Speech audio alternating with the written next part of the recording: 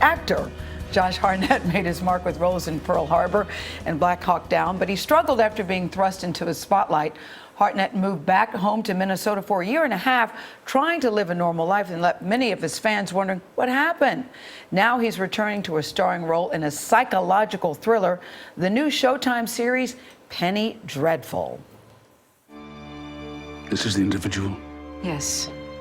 Did you bring your weapons?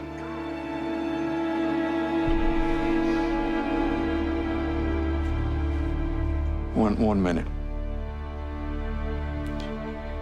What are we doing here? We're looking for someone. More than that, you don't need to know. Do not be amazed at anything you see, and don't hesitate. Dun, dun, dun. Josh Hartnett joins us at the table.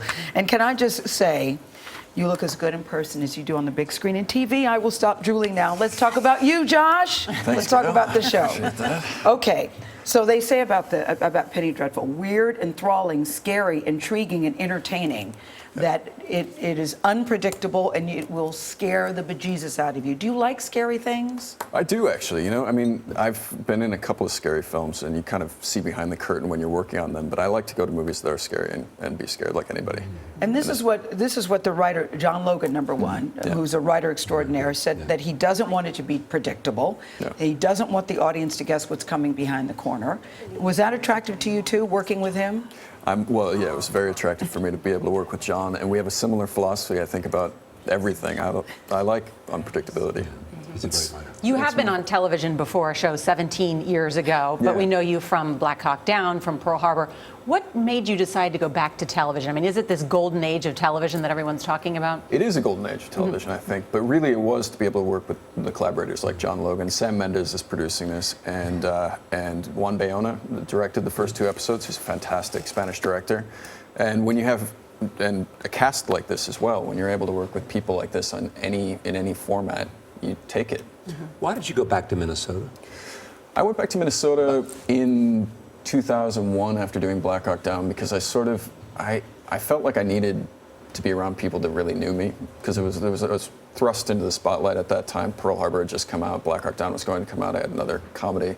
Yeah, but was something wrong about that? You just thought it was too big a swirl, or was it something you found enormously unattractive about all that fame rushing in? Well, there was something unattractive about it in that I felt like I was still developing as a person, and I didn't want to be developing in the spotlight. I didn't feel like I would develop in a kind of natural way if I was. So how did you decide when to come back? I mean, was it this offer, or was it simply you felt like you had grounded yourself more and you knew who you were more? Well, I've done a lot of independent films and a lot of, and I've done a few studio films as well, but I kind of made a clear definition for myself that I was going to be focused on friends, family, lifestyle, who I wanted to become before I was going to focus on my career. And because I'd spent 4 years out of high school essentially working on films, and I knew that was going to be, if I continued that way, I'd be kind of sucked up into a world where I don't really know anybody. It's extraordinary that you did this because nobody does this job. Very few people do this at the height of their fame. No. Most people sort of drink it up, and I think that they get off track. What did you learn going home? Well, a lot of things. You know, I'm 35 years old now. I don't feel like even remotely the same person that kid was. I see those pictures and I think, like, well, for me that was 13 years ago or whatever, but for the public that's a lifetime ago. And I can sense that, I don't know, I can sense that there's a clear definition between me then and me now. But I don't really know a million different things. But were you worried about losing your mojo, so to speak? You were offered Superman and said no.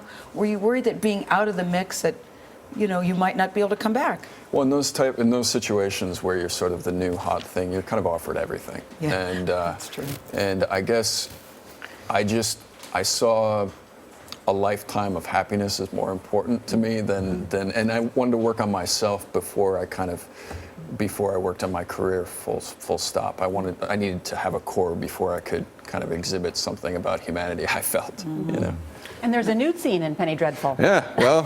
Just to talk about humanity. That's good. Yeah, exactly. It's all natural. It's all natural. Well, I rewound it twice, and you're looking good. Oh, thank you. Congratulations, Josh. It's good to see you back on TV. Good. Yeah, Thank good. you. We love Thank you. Showtime. Thanks so Nice much. to meet you. Penny Dreadful airs Sunday on Showtime, a division of CBS.